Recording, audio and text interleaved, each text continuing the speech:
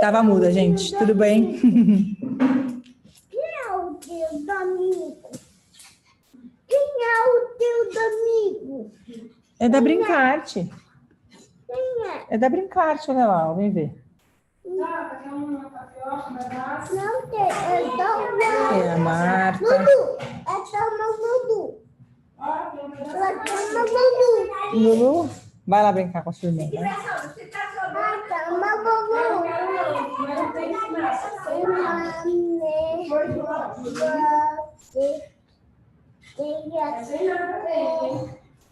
Opa, você queria eu vou com papel. Com papel, com papel, com papel, com papel, com papel,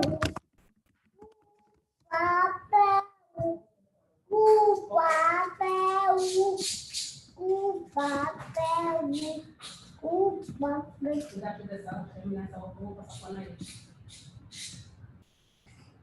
A mamãe pata escolhido, não feliz, a mamãe pata, a mamãe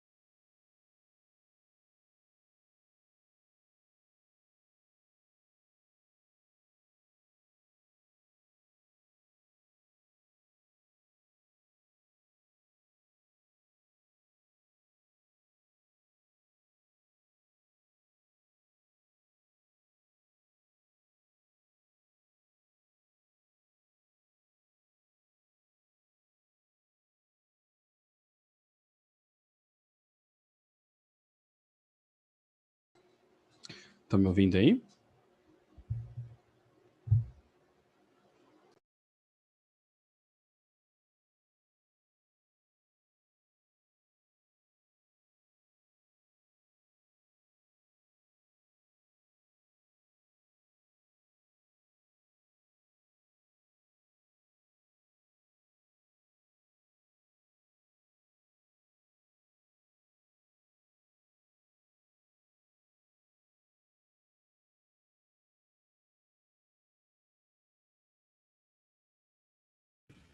Oi, Matheus. Tudo bem?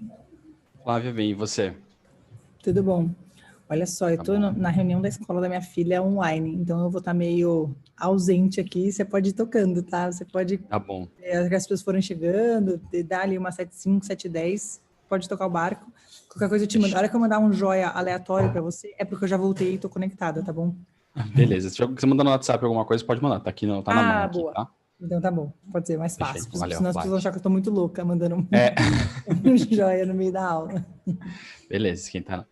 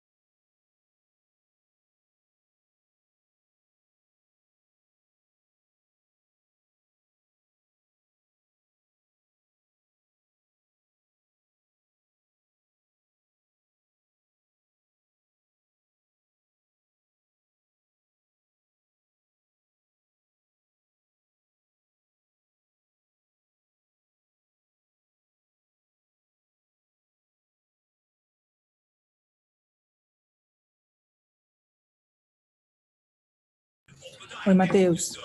Como não entrou ninguém ainda, a gente pode esperar mais uns 5 minutinhos, até umas 7h15, e aí a gente, se não tiver, a gente faz a aula online, tá bom? Tá bom, aí a gente grava aqui, Pra eu acho que eu gravação. faço. Isso, Fechado, pode exatamente. deixar então. Perfeito. Valeu, obrigada.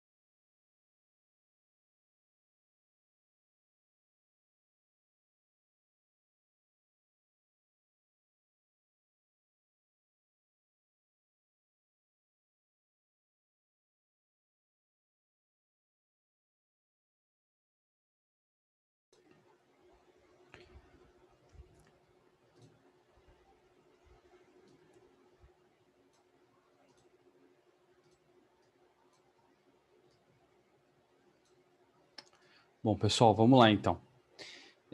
Hoje a gente vai falar um pouquinho do segundo dia de Product Discovery, né? Então, só para recapitular um pouquinho do que a gente falou no primeiro dia, a gente falou um pouco fez a introdução ali, né? Sobre o que é Discovery, explicando que é um jeito a gente descobrir qual é o produto que a gente tem que fazer. E conferir só se o microfone tá certo aqui. Tá sim. E a gente falou sobre como levantar as oportunidades e como escolher quais oportunidades a gente deve trabalhar, né? Agora a gente vai falar um pouquinho sobre o dia 2. O que a gente vai ter hoje? A gente vai falar sobre, dado que a gente chegou nas oportunidades, que a gente entende quais são os maiores problemas que a gente tem que resolver, como é que a gente gera hipóteses e quais são as coisas que a gente pode usar para validar que essas hipóteses realmente resolvem o problema, ou pelo menos diminui o risco delas não resolverem uma vez que estiverem em produção. A gente fala um pouquinho de documentação, rotina e time, evangelização, que é um tópico bem bacana, e aí a gente vai para a discussão final, tá bom? Então, vamos lá, começar. Só para recapitular, que é importante a gente ter isso aqui claro, porque senão todo o resto não vai fazer sentido. Então, isso foi uma coisa que vocês viram com o Nery, se eu não me engano, há umas aulas atrás, que é sobre a parte de encontrar o objetivo do produto que vocês estão fazendo durante aquele ciclo, né, durante, sei lá, o ano fiscal, 2 anos, ou 5 anos. Geralmente são ciclos mais curtos. E aí encontrar os KPIs, os resultados chaves que vão ajudar a metrificar se a gente atingiu aquele objetivo ou não. E aí, na nossa aula passada, a gente focou basicamente em encontrar e escolher as melhores oportunidades para trabalhar. Uma vez que a gente fez isso, agora, hoje a gente vai falar muito sobre como a gente vai gerar as hipóteses e a partir de ter as hipóteses geradas, como é que a gente reduz o risco de que cada uma seja a hipótese certa e, dado que a hipótese tem um risco pequeno, a gente coloca ela em produção e aprende com ela em produção.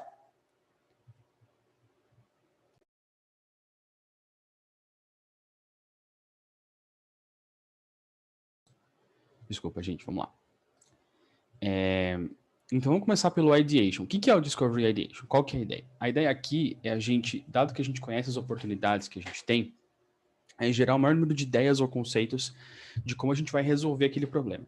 E no fim das contas, essas ideias são hipóteses que a gente tem para resolver o problema, tá? Então, as ferramentas que a gente geralmente usa para esse tipo de dinâmica é papel e caneta. Então, acho que é difícil ter um substituto melhor do que papel e caneta para trabalhar esse tipo de coisa. Mas, durante a pandemia, e acho que depois da pandemia, com um número maior que a gente vai ter de trabalho remoto, de pessoas distribuídas, outras ferramentas começam a fazer muito sentido. Então, no iFood a gente usa bastante o Miro. Eu já usei bastante o Miro quando eu estava na IBM também. São ferramentas bem similares, elas meio que fazem a mesma coisa, criam um quadro branco virtual para você trabalhar. E o Google Drive também é uma ferramenta, as apresentações, principalmente quando a gente tem coisas que a gente descobriu, ou quer passar uma mensagem, ou quer documentar alguma coisa, funciona super bem, tá? Eu vou falar com vocês hoje sobre 6 passos para gerar hipóteses. Esses são os únicos 6 passos que existem? Não. Esses são os 6 passos corretos? Não tem correto, tem o que funciona. Então, eu vou trazer um exemplo bem prático de uma coisa que a gente fez no iFood aqui, vou mostrar passo a passo como é que a gente chegou nas hipóteses, o que isso trouxe para a gente, mas não quer dizer que esse é o único jeito ou que esse é o melhor jeito para a situação de vocês. Então, tem várias ferramentas que vocês podem usar, vocês vão ver que eu uso algumas aqui, vocês podem trazer ferramentas novas e metodologias de design thinking para dentro desse ideation para gerar o maior número de ideias possível.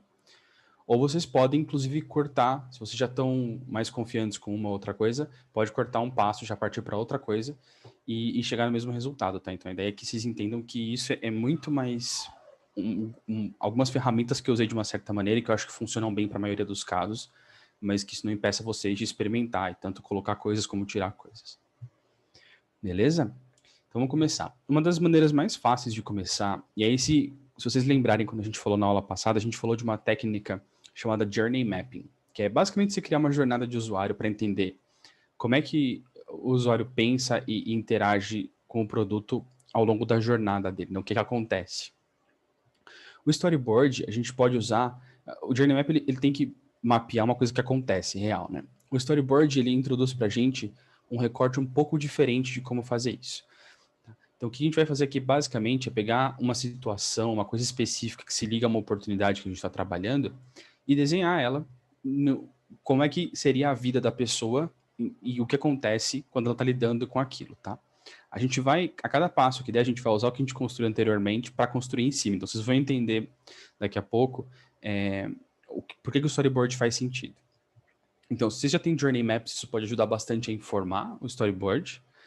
É importante criar uma visão ideal da vida do seu cliente. Então, ao invés de falar hoje como é com o problema, talvez seja interessante pensar como é que seria o mundo ideal onde ele não tem esse problema, onde já foi resolvido, né? Para aí sim você colocar as hipóteses ali de como é que você chega naquilo. Tá? E aí, storyboard, gente, é super simples. Aqui eu trouxe 2 exemplos que a gente fez no iFood. E aí, ignorem essa parte laranja, a gente vai ver mais. Eu não achei uma foto que não tivesse isso, eu tirei só depois que já tinha isso, tá? Mas o que a gente fez, na verdade, foi criar storyboards aqui. A gente estava uma contratação de um plano financeiro para o restaurante do iFood. Então, o que ele passa, quais são os momentos que ele passa para contratar esse plano. E aí a gente estava desenhando as jornadas diferentes que acontecem depois que ele faz. Se ele faz um upgrade para um plano diferente, por que ele faz. Se ele faz um downgrade depois, por que ele faz. Então a ideia era muito entender, e aí já vou mostrando por que a gente fez isso. E aí teve outro, que era quando a gente estava trabalhando eu estou mostrando porque são coisas que já fazem 2 ou 3 anos que a gente fez, tá? Então, muitas das coisas que eu vou falar aqui já estão na rua hoje. Mas esse é um storyboard de como a gente estava imaginando a visão de produto do iFood há uns 2 anos e meio, 3 anos atrás. Então tem um dia a dia, né, da pessoa, de quando ela acorda, quando ela pede comida para levar, quando ela pede delivery, em que situação, quando ela usa o salão, e depois o que acontece em casa, né? E a gente deixou uma lacuna para mercado que a gente veio fazer só agora, que a gente não ia focar na época. Então aqui a gente estava pensando em como é que a gente conta a história de uma pessoa no futuro em que tem uma vida em que o iFood permeia tudo isso, né? Como é que é isso? A gente pensou desde ela acordar, até no próprio carro já pediu o delivery do iFood, tá lá para retirar, de pedir o delivery no trabalho e dividir com as pessoas, por exemplo, e aí desse restaurante que ela pediu o delivery no almoço, ela vai para o salão e pede no salão e paga com o celular, e depois chega em casa e não precisa cozinhar. Então, essa era uma maneira que a gente trabalhou de falar, tudo bem, vamos pensar qual que é o mundo ideal onde a gente quer chegar, para daí, então, criar as hipóteses. A gente viu que essas aqui são as nossas oportunidades, né? A gente tinha uma oportunidade de pedidos para retirar, pedidos para delivery, pedidos no salão, mercado, e aí a gente, a partir dessas oportunidades, trabalhou essa história de como é que aconteceria isso na vida real. Tá? Então, esse storyboard é super simples, a ideia aqui é mais para você ter um lugar para trabalhar em cima, para não sair gerando ideias do nada. E quando você cria uma história em cima disso, os seres humanos adoram histórias, né? A gente tem um cérebro que foi criado, evoluído para gostar de histórias, para se comunicar, para entender assim. Então, é muito bom você poder ter uma história como base. Não quer dizer que você precise. Eu vou mostrar um exemplo mais para frente, que na verdade a gente não usou um storyboard, mas usou um mapa de jornada como base. Então, pode ser qualquer base que vocês tiverem, mas gerar as ideias de hipótese sem ter uma base clara de como é que você vai contar essa história, como é que essas coisas funcionam, é um pouco mais difícil. Não é que é impossível ou errado, mas eu acho que é muito mais fácil quando você tem essa base por baixo. Tá bom? Agora eu vou falar um pouquinho dos How My Trees. Isso aqui... Perdão. Isso aqui é o jeito de encontrar os problemas que existem, mas não escrever sobre a ótica do problema, mas muito mais sobre a ótica de que aquilo é uma coisa em potencial a ser resolvida, uma coisa que a gente pode transformar. Tá? Mas é só um framework de como escrever, postular um problema para ser resolvido. Tá?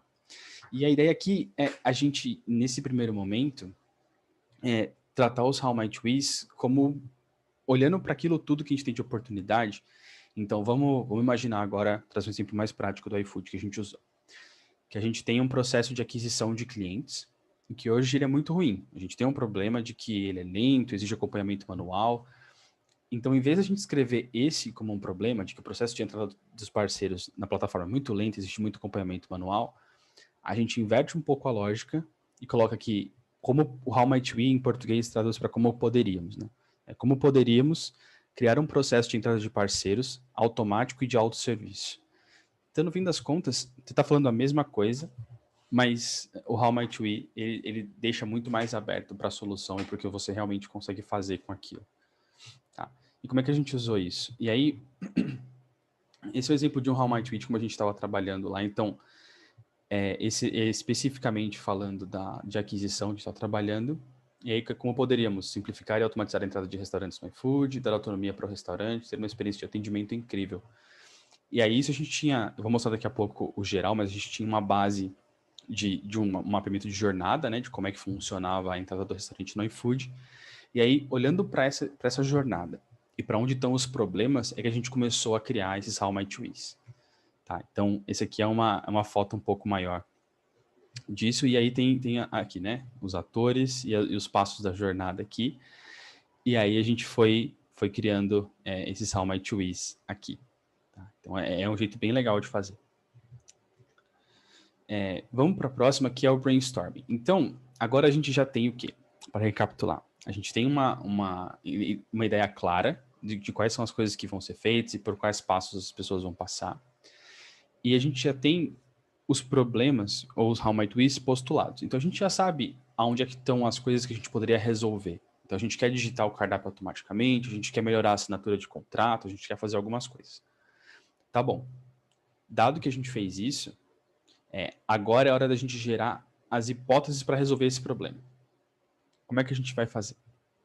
Aqui, a ideia o brainstorming não tem muito segredo, é mais...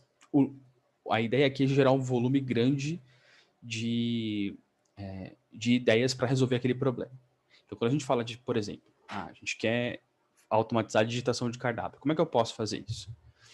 Uma ideia é a gente trabalhar com uma digitação feita pelo restaurante. Tudo bem, vou puxar esse post-it e vou colar perto desse How Might We. A outra é a gente usar um reconhecimento ACR para ele tirar uma foto do cardápio dele e a gente digitar a partir dali. Beleza, puxa isso daí e colo lá. A outra é a gente ter, e aí você pode ter N ideias a partir disso. O principal aqui não é ter as melhores ideias, mas ter um grande volume de ideias. A gente vai falar mais para frente de como é que você encontra as melhores ideias e a partir delas, aí sim traça a solução. Mas a ideia aqui é volume.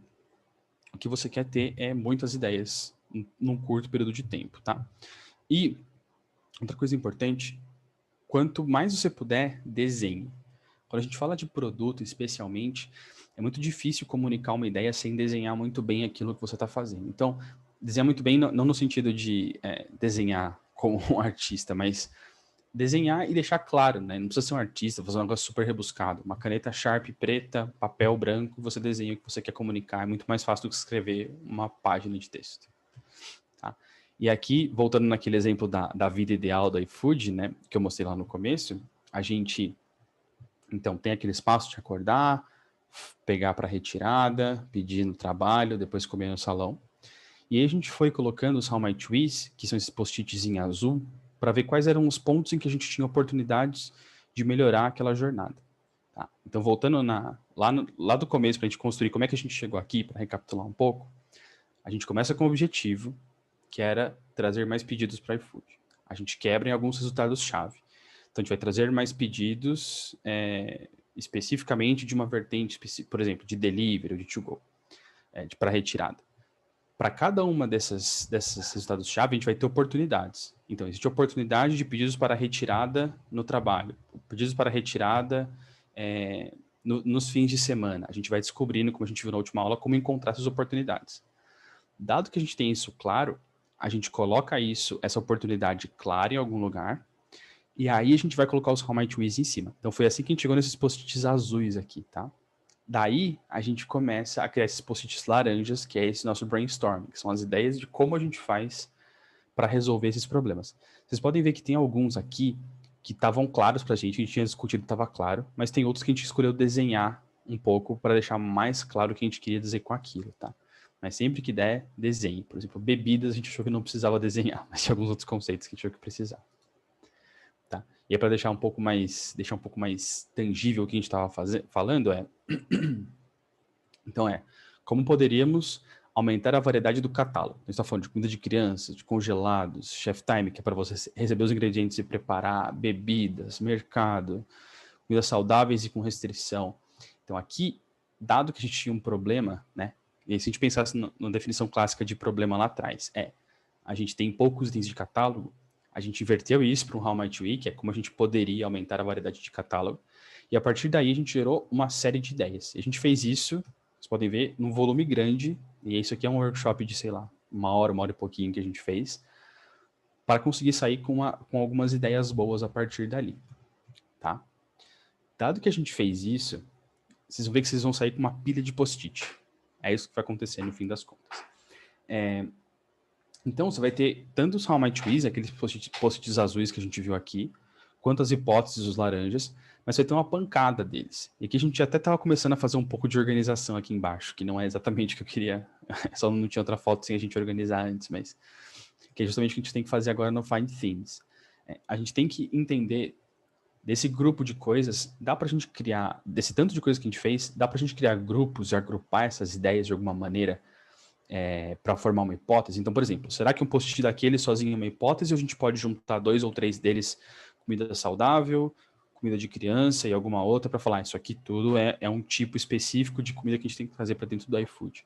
Então, dado que a gente já tem esse volume grande de ideias, a ideia é a gente juntar isso da melhor maneira possível e tentar criar esses subgrupos. Se vocês já trabalharam com Design Thinking, vocês devem ter ouvido o nome clusterização também. Mais ou menos a mesma coisa, tentar juntar as ideias que fazem sentido ali, que se parecem no mesmo lugar. Tá? Então aí foi o que a gente fez, a gente pegou todo aquele monte de post-it que estava lá, e aí uns faziam sentido sozinhos, né?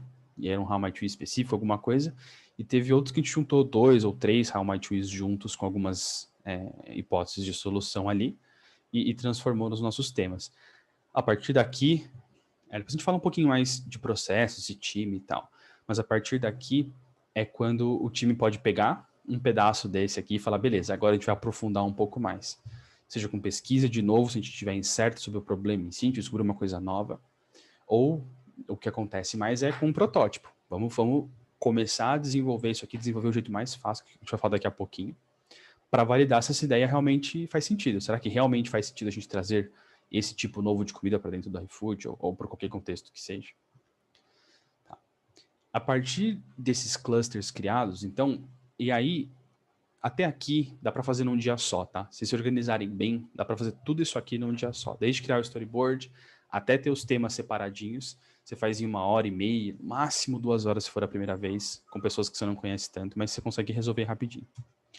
A partir daqui, vale a pena ter sessões separadas e com pessoas diferentes, tá? Então aqui é uma sessão de cocriação.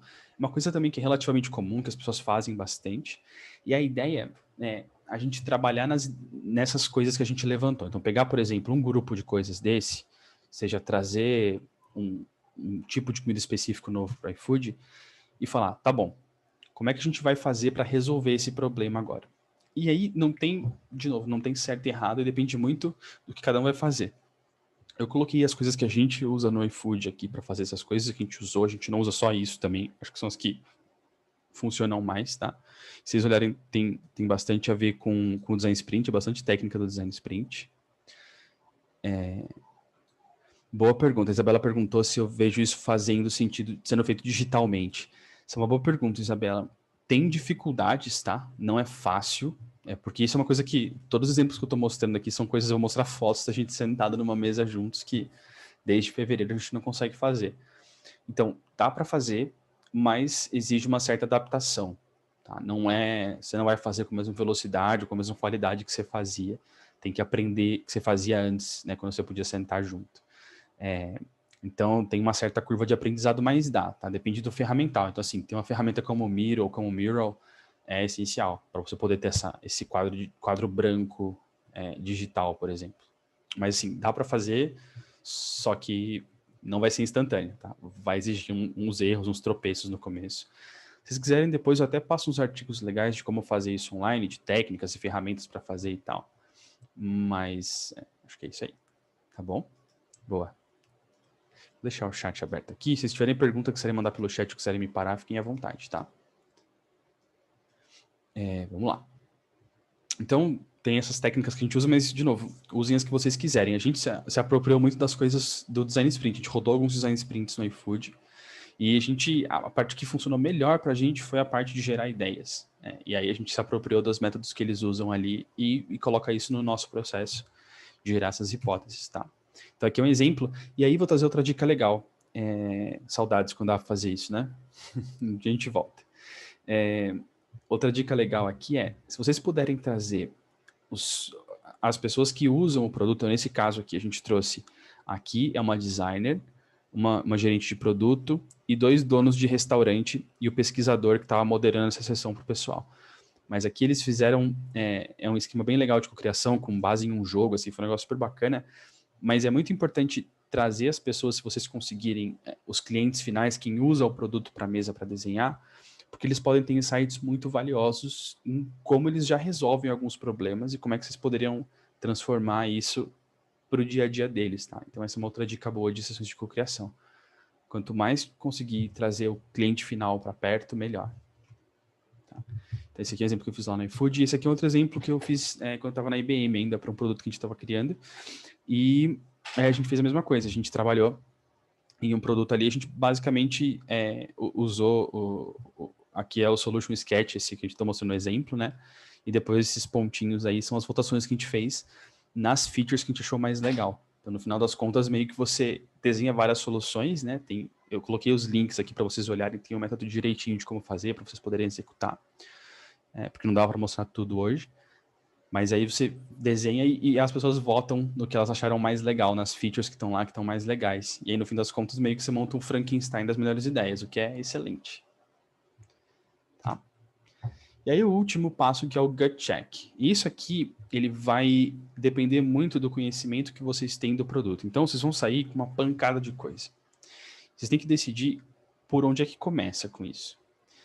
E aí, o melhor jeito de fazer isso nesse momento é um gut check, que é basicamente usar o instinto, e o instinto é o que vocês já conhecem do produto, e como é que isso se aplica, que é, dado que vocês viram esse monte de hipóteses, essas monte de maneiras de resolver o problema, o que vocês conseguem olhar agora e falar, eu acho que essas coisas aqui, elas têm um risco menor, seja de factibilidade, porque a gente já conhece a tecnologia, seja de usabilidade, porque nossos clientes estão acostumados com esse tipo de interface, seja de viabilidade, porque o nosso negócio já faz uma coisa assim, seja de valor, porque a gente já sabe que nossos clientes querem isso. Então, não necessariamente você está super embasado, porque você só está ordenando as hipóteses que você vai testar de qualquer jeito. Então, para ter essa ordem, aqui vale usar essa experiência, esse instinto de que a gente tem, do que a gente já conhece do negócio. Tá?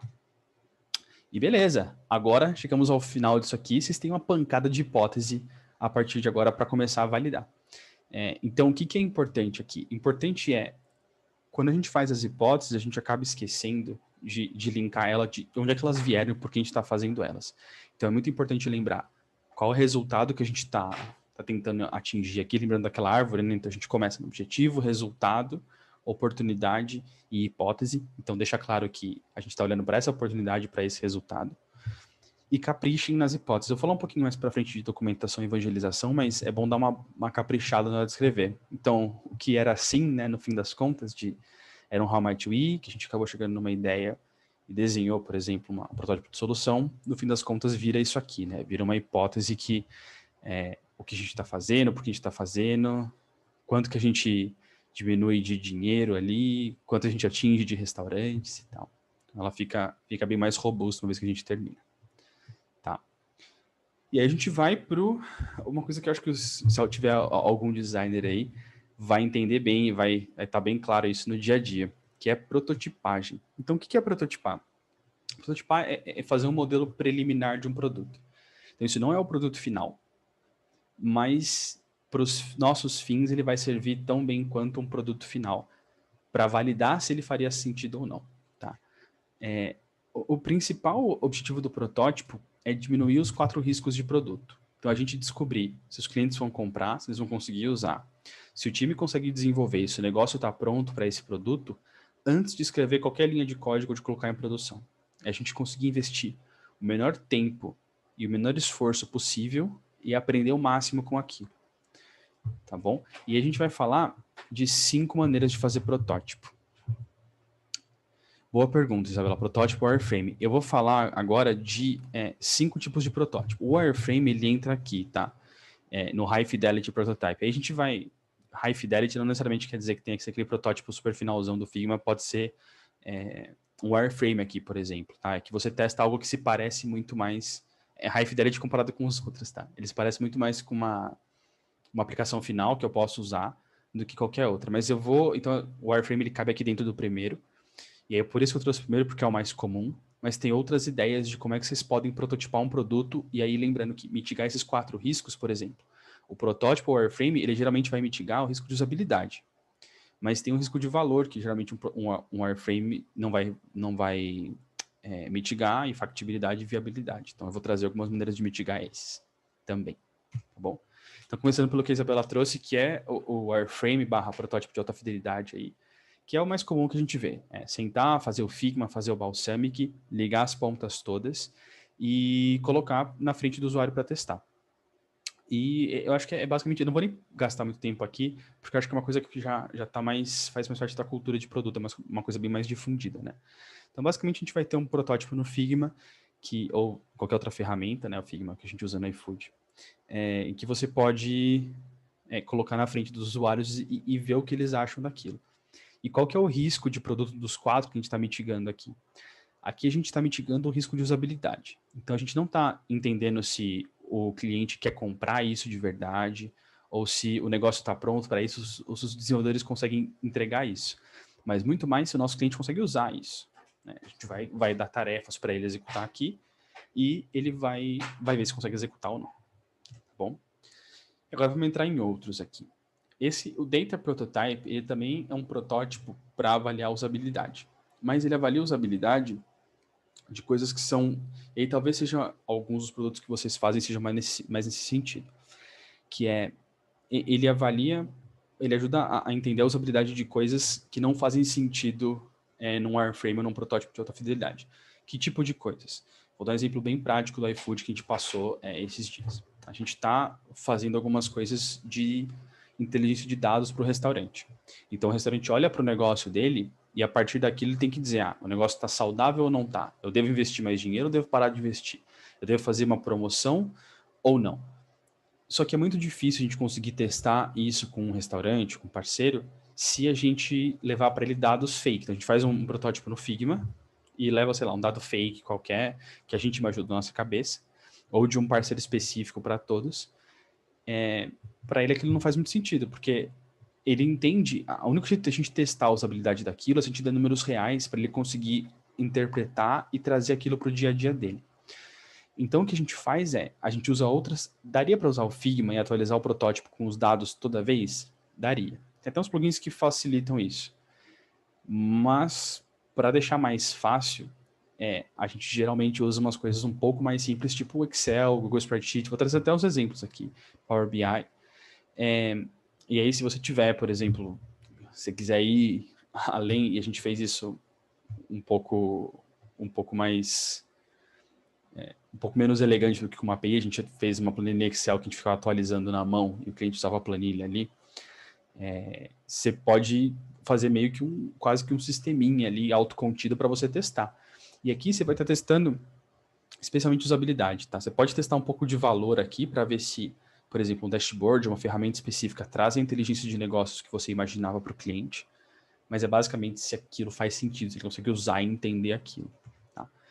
Então, você pode basicamente prototipar aqui e trazer dados reais do próprio cliente, né? Então você, sei lá, pega do banco de dados, exporta em CSV e joga numa aba escondida da planilha, e aquilo pega todos os dados de tempo médio de resposta, tickets, tempo para resolver, qualidade do suporte, e no fim das contas gera um produtinho ali que você demorou pouquíssimo para fazer porque é uma planilha. Tá? E aqui tem o legal que se você fizer as mágicas, ele pintar as células direitinho e tal, tá difícil de saber que é uma planilha. Fica até tão bem feitinho que parece um wireframe mesmo. E aí tem outros, por exemplo, esse aqui é um exemplo de um dashboard que dá para fazer isso, assim, dá para deixar bem claro o que eu estou trazendo de dado para ele. E aí, no fim das contas, a gente começa aqui, faz isso aqui super rápido para validar se essa coisa complexa que a gente criou, que é cheia de dados, cheia de números, cheia de conceitos novos, faz sentido. a gente entendeu que faz sentido, aí a gente parte para ou um protótipo de alta fidelidade, para a gente validar alguma outra questão de usabilidade, como se ele consegue clicar, deletar alguma coisa, apagar, ou a gente pode mover para o produto final mesmo. Tá? Que é o caso aqui de como a gente vai de uma planilha de Excel com gráficos e caixinhas para um produto finalizado. Tá? Então, o Data Prototype é isso. Vocês vão usar isso em casos que vocês tiverem muitos gráficos ou dados pesados para analisar, especialmente em aplicações B2B, isso aqui faz bastante sentido. Tá? Vamos partir, pessoal, de novo, mandei no chat se tiverem dúvidas aí, tá? E esse aqui é um dos mais controversos, que é o Fake Door. Então, ele chama Fake Door porque é como se fosse uma porta para alguma coisa, mas quando você vai abrir a porta, ela não abre.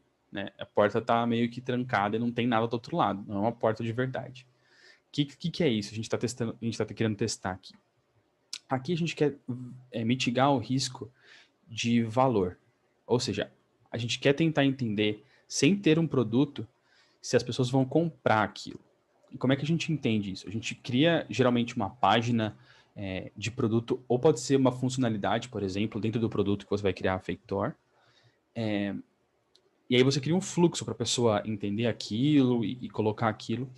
E aí, no fim, geralmente não tem uma feature por si só, né? Uma feature de fato desenvolvida. A gente só tem uma página simples que fala, opa, não tem nada aqui ainda. O que a gente quer medir é se as pessoas se interessam por aquilo, se elas veem valor naquilo, se elas conseguem entender o valor daquilo e, por exemplo, chegar até uma página de pagamento ou chegar até uma página onde ela faria o sign-up. E aí, basicamente, o que você precisa para testar é uma landing page. Então, você pega, sei lá, 2 dias junto com um designer, senta do lado, faz uma landing page, pode ser no Squarespace se você quiser, coloca no ar, e aí você precisa levar tráfego para lá, então Google Ads, se for um produto novo, Google Ads, Facebook Ads ou Instagram Ads, né, qualquer tipo de ad que leve tráfego para lá. Ou se for um produto novo, por exemplo, você pode colocar um item novo na sidebar. Você leva tráfego para esse lugar e aí, basicamente você valida se existe tração, né, se existe interesse por aquilo que você está fazendo. Não quer dizer que as pessoas vão usar o produto que você fez, que você pode testar. Bom ponto da Isabela, já vou responder. Você pode testar, né, se tem tração, se não tem, mas não quer dizer que eles vão comprar necessariamente, porque você tem que testar outras coisas, né? Se as features que você está fazendo são usáveis, né, se dá para desenvolver num tempo hábil, então isso mitiga um dos riscos. A Isabela perguntou se fazer isso pode causar frustração de não dar certo, até onde pode utilizar. É uma excelente pergunta, Isabela. Quando você tem um produto novo, não tem muito erro de usar isso aqui, porque basicamente você cria uma lista de e-mail de pessoas interessadas naquilo. Então é legal. Tá? Esse aqui é um exemplo de como o Buffer começou lá em 2010. Eles começaram com isso. Eles tinham uma página, explicava como é que o Buffer funcionava, aí você clicava em Plans and Pricing, ele te falava, beleza, não está pronto ainda, bota seu e-mail aqui. E aí eles conseguiam entender o que as pessoas queriam. Se elas tinham interesse em pagar por isso e se elas viam valor naquilo. Então aqui, vamos fazer isso uma vez, um produto novo para validar a aderência, tudo bem. Se você tem um produto em que você já tem ele e de repente toda hora fica aparecendo um monte de feature diferente nova lá, que nunca dá em nada, você vai minando a confiança do seu cliente. Então, use em coisas, use com bastante parcimônia, então escolha bem. E como é que você vai escolher o que usar? São as coisas que, voltando nos riscos de produto, tem o maior risco de valor. Então, assim, se você fizer isso sempre, vai dar ruim, porque as pessoas vão parar de acreditar que tem coisa nova. Mas se você usar isso uma vez ou outra, uma coisa que tem um alto risco para a empresa de valores, tipo, a gente não faz ideia, é um produto completamente novo, que a gente não faz ideia se as pessoas querem ou não. Aí vale a pena fazer um Fake Door. E você não precisa necessariamente colocar um item de menu, mas pode falar um pop-up na home, do tipo, olha, dá uma olhada nesse produto novo que a gente está fazendo, vê o que você acha e tal, mas é um excelente ponto. Sabe? Não usem sempre porque você vai minar a confiança dos usuários, tá? Boa. E como é que você analisa se esse teste deu certo? A ideia principal igual a gente falou um pouquinho no passado, de isso é uma mina de oportunidade para você olhar um fluxo de conversão e entender exatamente onde é que está tendo drop. Você pode olhar para um fluxo desse e falar, beleza, a pessoa foi para a home e depois ela navegou até a parte de preços e ela clicou no botão de comprar. Para você entender onde é que está tendo o drop-off. Então, você pode até construir um fluxo que te ajude a entender em que momento que a proposta de valor teve um problema, em que momento que isso aconteceu. Tá? Então, basicamente, você vai entender das pessoas que entraram no topo do seu funil, quantas delas viram valor suficiente para chegar até o final do funil quer clicar aqui nesse Plans and Pricing, no caso do Buffer, né? E é assim que você testa. Tá? Serve como um produto, ou faça coisas que não escalam. Isso aqui é uma frase comum, né? Fazer coisas que não escalam. Eu vou trazer uma historinha depois de uma empresa que começou assim, que eu acho que é bem legal, para exemplificar.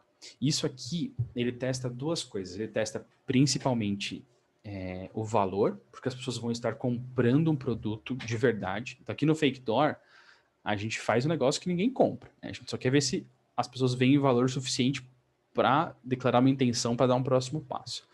Quando a gente fala de uma coisa que não escala, de um survey como produto, a gente está criando um produto de verdade que vai falar para a gente se as pessoas estão dispostas a pagar por aquilo.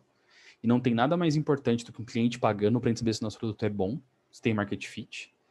E se o negócio está pronto para suportar aquilo. Porque por mais que a gente vá fazer pouco, e aqui fazer coisas que não escalam a gente vai escalar manualmente um produto aqui, com trabalho manual, gente fazendo coisas que os computadores, que o sistema deveria estar fazendo por trás. Mas a gente vai entender se o negócio está pronto para suportar isso. Se quando a gente assinar um contrato, se nosso contrato está pronto para ser ingestado num sistema de gerenciamento de contratos, por exemplo. Ou se quando a gente for fazer a cobrança, se a gente está pronto para receber esse dinheiro e cobrar as taxas devidas e pagar os impostos, por exemplo. Tá, então vou trazer um exemplo bem prático, bem legal que a gente fez no iFood aqui. Então o que você vai fazer aqui você vai criar um produto que vai ser realmente comprado pelos clientes. E aí, quando a gente fala de usar uma survey, é porque, no nosso caso, como a gente fez no iFood, por exemplo, a gente usou o SurveyMonkey para criar um produto, um fluxo de compra de produto, que a pessoa comprava, e ela podia pagar pelo próprio SurveyMonkey. Ela tem uma feature de pagar. Então, meio que você até delega a criação de um sistema de pagamento. Você só paga por uma conta no SurveyMonkey, que é o valor que você vai investir para testar essa ideia, que é barato, comparado ao que você teria que desenvolver. E tem um produto pronto que você pode começar a testar e vender. E tirar dinheiro de lá. Use as ferramentas que deem métrica de funil, porque você quer saber se as pessoas pararem, por que elas pararam. E aqui, como você está fazendo tudo manualmente, você tem as informações do cliente na mão. Não hesite em puxar o telefone e ligar. Tá? É muito importante você aprender muito. O que a gente fez no iFood? A gente tinha mais ou menos uns 2 anos atrás uma hipótese de que a gente poderia vender para os restaurantes um seguro. Eles poderiam comprar, e não era o iFood que oferecia, era através de um parceiro e tal.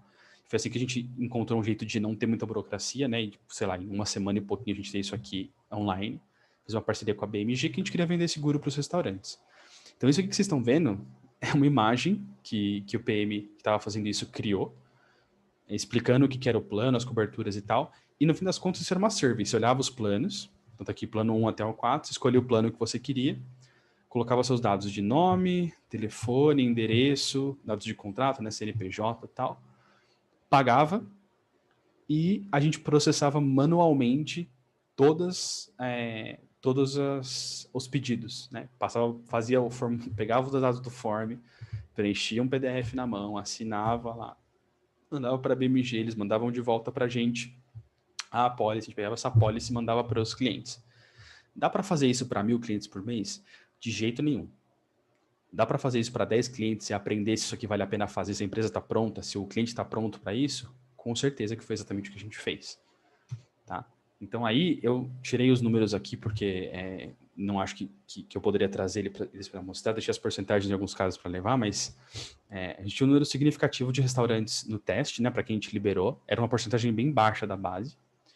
E aí com isso a gente conseguiu ver que eles visualizaram, então eles foram impactados pela comunicação, né, a gente colocou um pop-up no portal do parceiro, que é o nosso principal produto. De todos esses que viram, 10% declararam interesse, né? Ou seja, eles clicaram e falaram, beleza, eu quero saber mais sobre isso, tem algum tipo de interesse nesse produto. Só que desses aqui, só menos de 1% acabou contratando o produto que a gente fez. Então aqui a gente conseguiu ter os aprendizados aqui, né? De que eu não vou ler tudo, vocês podem pausar o vídeo para ler depois mais tarde, com calma, manda a apresentação para vocês lerem também. Mas a gente descobriu é que nossos clientes não se interessavam tanto por isso, não era algo que a gente deveria vender ou investir nenhum tipo de esforço a partir daqui. A gente viu que a empresa estava pronta, porque a gente não teve nenhum problema de assinatura de contrato, de captação do pagamento, de nada assim, mas que a taxa era tão pequena, e a gente fez com um número suficiente para dar significância estatística para a base, né, com aleatoriedade e tudo mais, que a taxa era tão pequena de restaurantes que estavam dispostos a comprar isso da gente, que não valia o esforço de desenvolvimento. O tempo que a gente ia demorar para fazer as integrações e colocar esse produto dentro do portal do parceiro, não valia a pena. Então a gente, sei lá, em 2, 3 semanas conseguiu entender que, beleza, esse produto é um negócio que a gente não tem que desenvolver porque ele não vai trazer o retorno que a gente espera. Ele não tem o potencial. Aí você pode, por exemplo, mudar o produto, melhorar os planos, ligar para os clientes que compraram, para os que não compraram, entender o porquê eles não fizeram isso e melhorar a proposta de valor, mas a gente já sabe que do jeito que está, não vale a pena investir mais nenhum centavo de desenvolvimento. É um jeito super simples, que a gente gastou uma conta do SurveyMonkey e tempo de uma pessoa para montar esse formulário. Tá? E para quem não conhece, a Zappos é muito famosa nos Estados Unidos. Ela é uma empresa que agora está no grupo da Amazon, que é uma empresa que vende sapato online. E eles tinham várias perguntas, inclusive de usabilidade, né? Não de uma página, mas de todo o sistema ali, da jornada do cliente, de como é que se funcionaria comprar sapatos pela internet. Então, o que eles fizeram? Eles alugaram uma sala comercial, né? O CEO da Zappos, enquanto era uma startup ainda, alugou uma sala comercial, colocou 10 pessoas com telefone lá, fez um formulário, né? Não era o SurveyMonkey, porque já faz bastante tempo, mas codou um formulário que, no fim das contas, você apertava enviar para fazer a compra. Ele mandava a sua compra por e-mail, para uma caixa de entrada compartilhada, e as pessoas pegavam, então, ele criou um catálogo virtual, mas que ele não tinha inventário nenhum. O que acontecia entrava um pedido, alguém dessas 10 pessoas imprimia esse pedido, colocava embaixo do braço, e ele fez um centro comercial perto de um shopping, ia no shopping, comprava aquele sapato, colocava no correio e fazia todo o processo. Então foi aí que ele conseguiu descobrir que, para a venda de sapato online funcionar, por exemplo, ele precisava que o esquema de retorno de um sapato que não está no tamanho certo fosse muito bom. Mas só porque ele tinha esse controle muito fino ali de vender poucos sapatos para poucas pessoas e entender onde estavam os problemas e resolver. Então aqui ele fez um negócio que não escala, que é botar pessoas para ir comprar sapato no shopping e colocar no correio. Mas em pouquíssimo tempo ele conseguiu entender exatamente onde estavam os problemas de valor, ou seja, o que ele tinha que fazer para tornar essas vendas melhores, para trazer realmente valor para o cliente. Então esse processo de compra e retorno para você trocar por um par novo, por exemplo, estava incluído nisso. Quanto de usabilidade, das pessoas conseguirem usar o site dele ou não, né? E aí fez um negócio super simples lá. E quanto de viabilidade para o negócio. Ele estava, de fato, fazendo vendas, né? Então tinha que processar toda uma questão de imposto e tudo mais, que ele já teve que lidar e aprender ali. A única coisa que ele não viu aqui é a viabilidade técnica, porque era uma survey. E aí você vai construindo o produto para entender o que você pode automatizar a partir daí. Mas é um exemplo muito claro de uma empresa bilionária hoje que começou com uma survey para validar se a ideia fazia sentido de vender sapato online. Eles são, não sei se é a primeira, mas pelo menos a mais famosa de venda de sapato online. E para quem gosta de ler, no livro do Marty Kagan, no Inspired, tem um capítulo que eles falam só sobre essa história das Zappos, de como que eles começaram. É bem legal. E aí, falando agora do Feasibility Prototype. O que é isso aqui? Isso aqui acho que é mais... Eu não vou entrar em detalhe, porque acho que é muito mais... É um direcionamento que a pessoa de produto dá para o time, para a gente entender se faz sentido alguma coisa, que é a gente entender se o time de engenharia está pronto para desenvolver aquele produto. Então, vou dar um caso prático que a gente teve lá no iFood também. A gente tinha uma ideia que era o restaurante tirar uma foto do cardápio dele para não ter que digitar nada na hora que ele entrasse no iFood. Então, ele tira uma foto do cardápio, sobe lá e a gente usa o OCR para extrair as informações de texto lá e montar o cardápio dele com um grau de acerto grande a partir daí. Só que isso era mais sonho do que realidade. Assim, é muito difícil fazer isso na prática, porque os layouts de cardápio são muito diferentes e tal. A gente só conseguiu chegar nessa conclusão porque a gente fez um protótipo de factibilidade, Feasibility Prototype. O que a gente fez? Pegou algumas fotos de cardápio e falou, beleza, a gente tem X tempo para trabalhar em tentar tirar essas imagens de cardápio e transformá-las num cardápio digitado na plataforma, né, com as informações imputadas lá. A gente consegue fazer isso ou não? Trabalhamos e vimos que aquilo estava muito além do nosso... do que a gente estava disposto a investir de tempo no momento. A gente não estava disposto a investir, sei lá, 6 meses desenvolvendo isso, não fazia sentido. Que era mais ou menos o tempo que a gente imaginou que tivesse investir para ficar bom. Então a gente abandonou a ideia. Não que ela não fosse uma ideia... Nossos clientes iam amar isso, né? E dá super valor para eles. Eles iam conseguir usar, tirar uma foto do cardápio, não é nada demais. O negócio está pronto porque seria uma super ajuda de redução de custo e tudo mais. só que a gente não estava disposto a investir o tempo de engenharia necessário para fazer essa solução. Então a gente tentou construir esse protótipo rápido para aprender como funcionava e descobriu que era muito maior do que a gente imaginava. Então esse foi um feasibility prototype. E como fazer isso?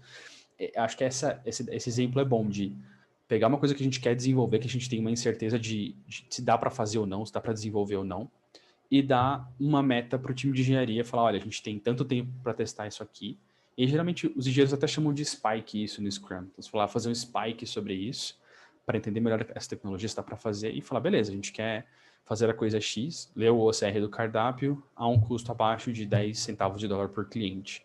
Ou a gente quer fazer isso dentro de um mês, por exemplo, que a gente tem de tempo restante nesse ciclo específico aqui. E aí você basicamente entende se faz sentido ou não da parte de engenharia investir tempo nisso. Beleza? Chegamos aqui nas 8h05, que é mais ou menos a metade. Vou dar, acho que 10 minutos é muito, acho que a gente está em poucos. Hoje vou dar 5 minutinhos de pausa, só para a gente poder tomar uma água, ir no banheiro e a gente volta. Pode ser? Se quiserem, eu vou rapidinho, pegar só um pouquinho de água. Se vocês quiserem voltar a fazer perguntas, já podem abrir o microfone aí. A gente já volta.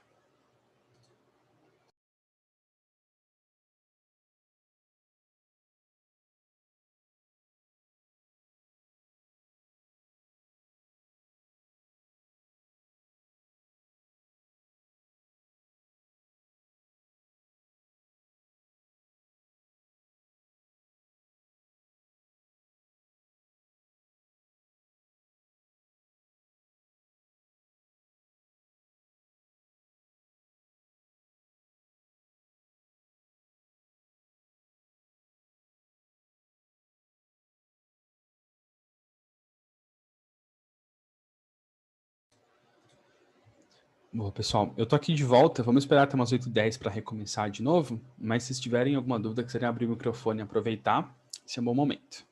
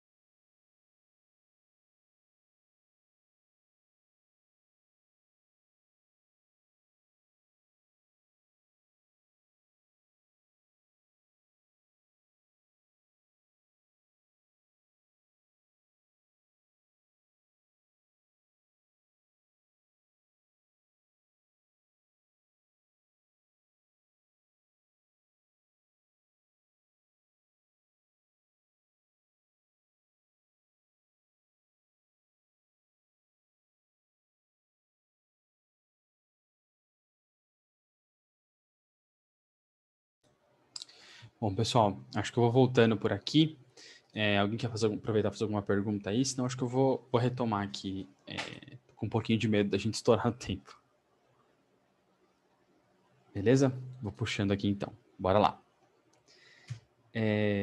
Vamos falar um pouquinho agora de documentação e evangelização, tá? Então a gente chegou até que momento, né? A gente já gerou um monte de hipótese, a gente já criou os protótipos para validar essas hipóteses. Eu vou falar um pouquinho mais de processos e rotina mais para frente, mas a gente já validou essas hipóteses. Então meio que o processo todo já está completo. Dado que a gente fez esse protótipo e entendeu o que aconteceu com as coisas ali, é algo que a gente já pode colocar para o time desenvolver. Então, por exemplo, a gente fez a nossa belíssima survey, e aí, ao contrário do que aconteceu com a gente descobriu que uma super aderência, o pessoal adora, 50% das pessoas que clicaram para ver, compraram, faz super sentido financeiramente, vamos desenvolver. Aí é uma questão de colocar isso na fila de delivery. Então pode ser que, beleza, a gente fez uma survey, a gente não sabe se a gente fizer isso numa tela específica, as pessoas vão usar. Aí tudo bem, eu vou fazer agora o próximo passo para reduzir o risco de usabilidade, que é fazer um protótipo de alta fidelidade, para uma tela no Figma para validar, para entender ainda mais. Bom, entendi então que a gente consegue desenvolver, porque os engenheiros olharam para isso aqui e falaram, beleza, a gente consegue fazer. A gente fez um protótipo para testar a usabilidade, tá fácil. A gente testou o valor, por exemplo, com uma survey, e viu que a gente já consegue vender, que as pessoas estão interessadas nisso, e a gente já viu que a gente consegue gerar contrato, fazer pagamento, receber pagamento a partir disso. Os 4 riscos estão mitigados. Aqui já é uma certeza muito maior de que se a gente investir tempo de desenvolvimento num produto desse, a gente consegue realmente escalar e as pessoas vão comprar e vai trazer dinheiro. Então é aqui, quando a gente fala de mitigar os riscos de produto com um protótipo, é isso. Pegou a ideia e trabalhou de várias maneiras prototipadas, que não são um produto real, para abaixar esse risco. Tá? E aí a gente vai falar um pouquinho agora de documentar isso tudo que a gente aprendeu, todo esse processo, e evangelizar as pessoas com tudo isso que a gente está fazendo. Então o que é? Vamos falar um pouquinho de documentação primeiro. O que é documentar? Então é a gente cristalizar, armazenar e tornar encontrável todo o conhecimento. Cristalizar porque a gente vai pegar tudo isso que está etéreo, que a gente está trabalhando e conversando e aprendendo e colocar no papel, né? Seja no papel entre aspas digital, né? Colocar numa ferramenta. Armazenar e tornar encontrável, porque não adianta de nada a gente documentar se ninguém conseguir encontrar depois. Então esse é um bom teste, inclusive, se a documentação está funcionando ou não é.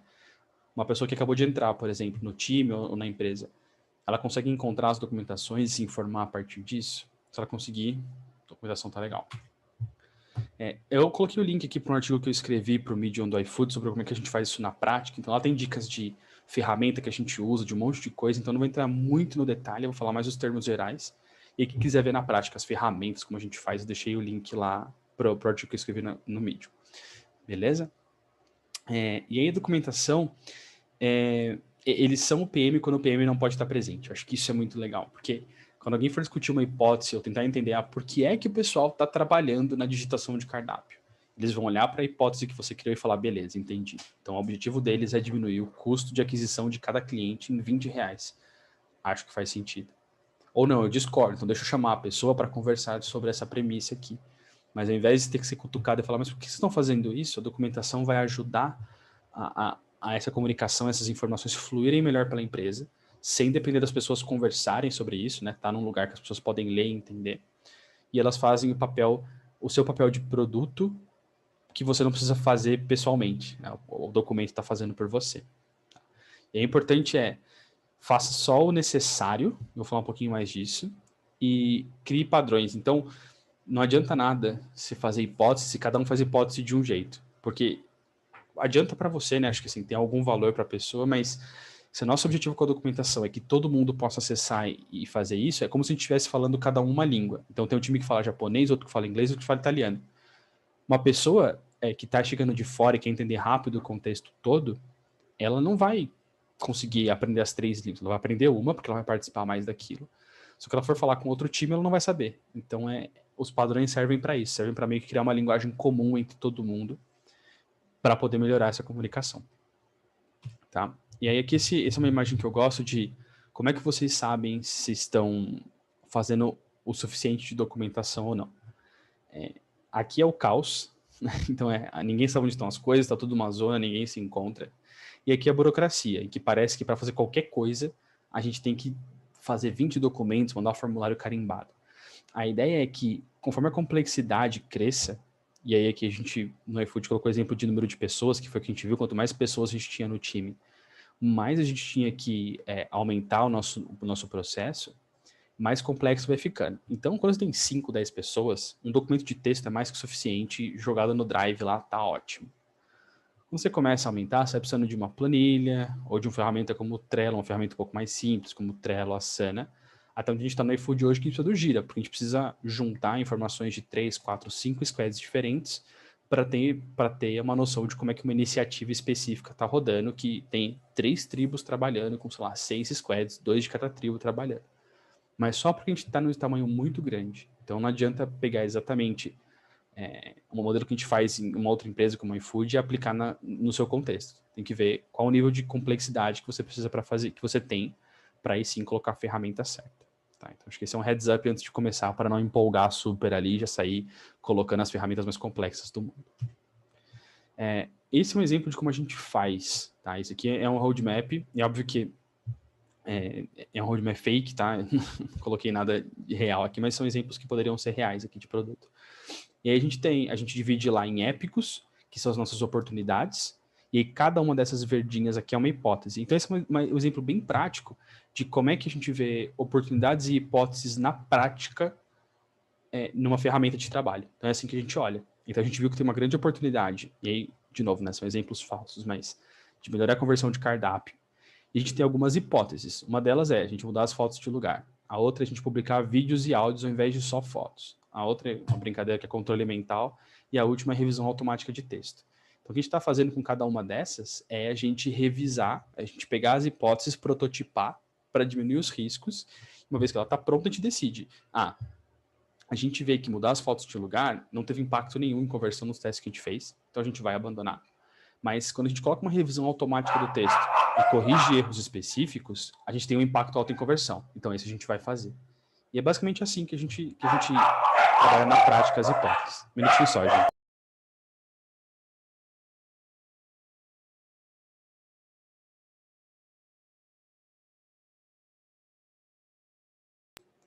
Vamos lá, se os cachorros não atrapalharem de novo.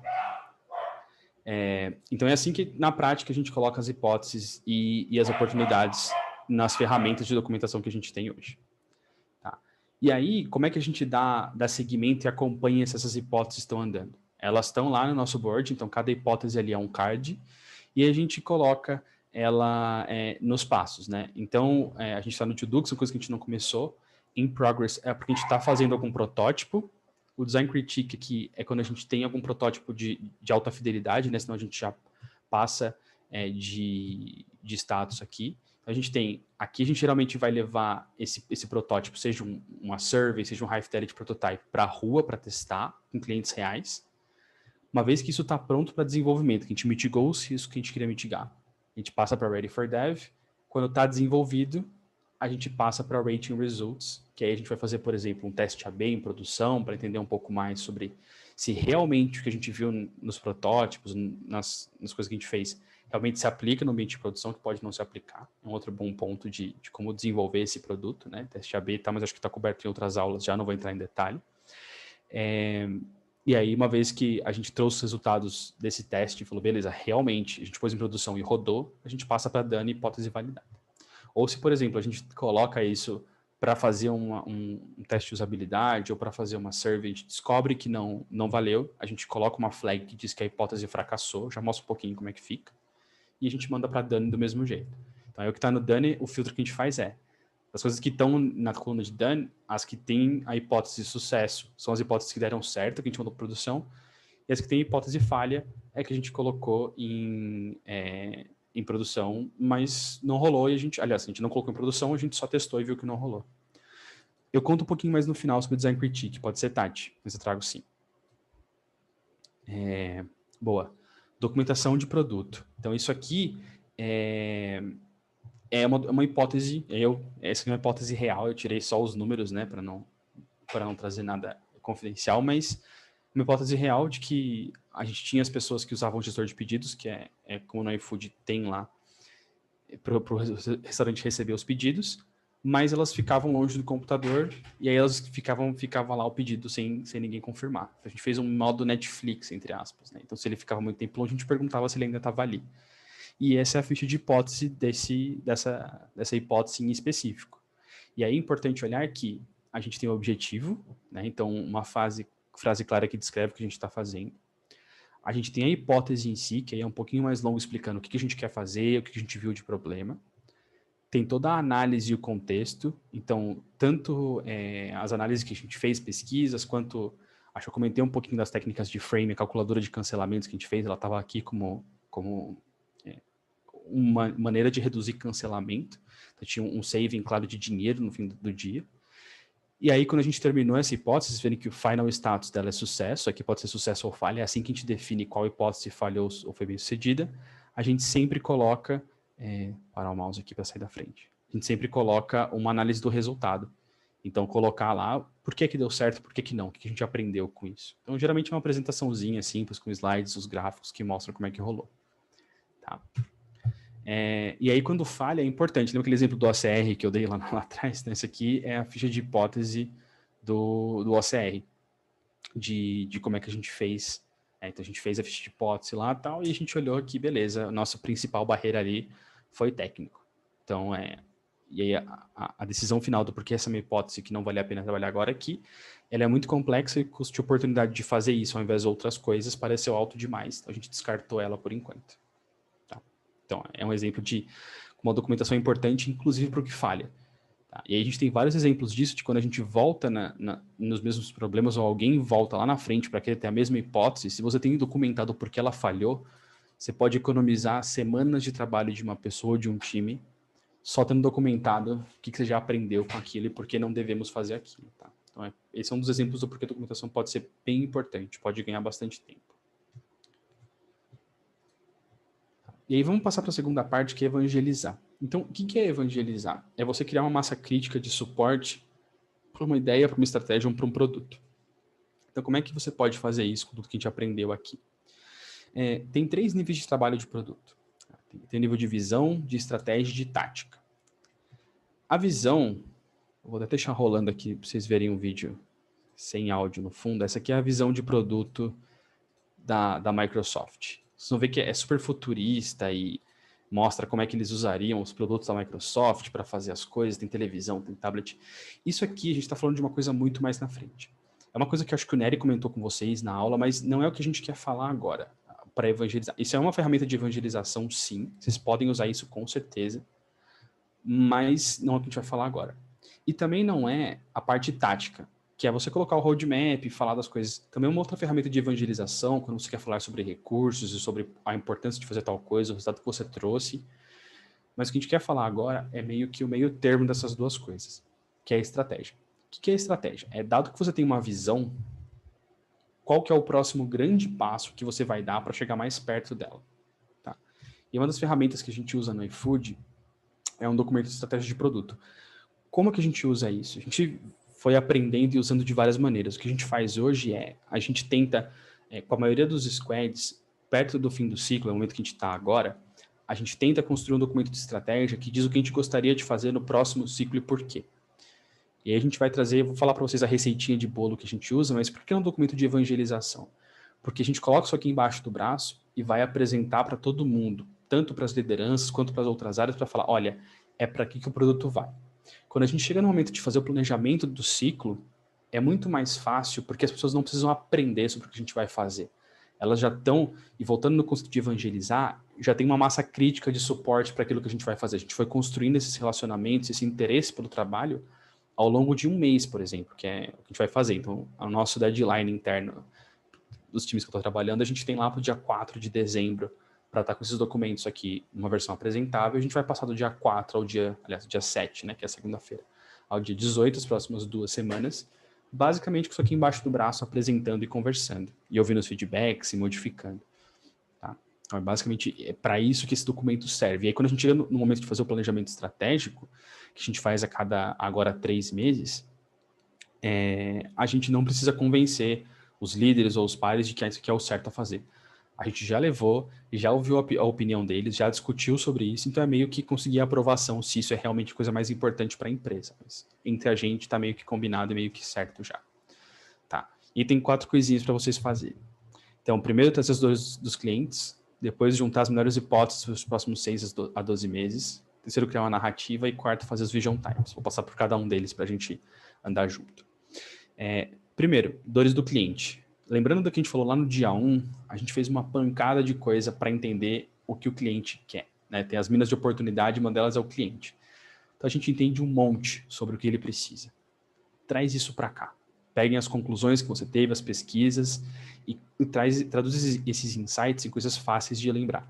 Então, isso foi uma coisa que a gente fez há 1 ano e meio atrás, foi uma coisa que é o iFood na mesa, que hoje está em produção, as pessoas estão usando já. Então, por isso que eu estou trazendo aqui para mostrar de exemplo também. Mas isso aqui, quando a gente estava tendo a ideia do porquê fazer isso, e foi colocar essa ideia embaixo do braço para conversar com o resto da empresa de que, olha, é aqui que a gente quer chegar.